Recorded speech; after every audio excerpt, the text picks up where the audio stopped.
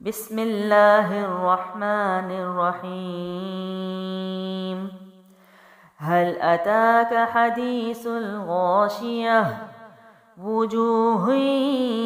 يومئذ خاشعة عاملة ناصبة تصلى نارا حامية تسقى من عين آنية ليس لهم طعام إلا من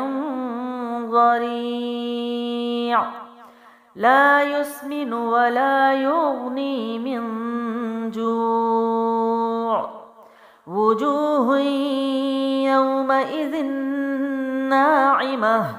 لسعيها راضية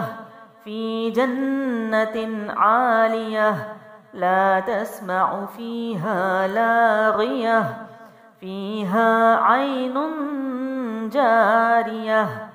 فيها سرر مرفوعة وأكواب موضوعة ونمارق مصفوفة وزرابي مبثوثة أفلا ينظرون إلى الإبل كيف خلقت وإلى السماء كيف رفعت وإلى الجبال كيف نصبت وإلى الأرض كيف سطحت فذكر إنما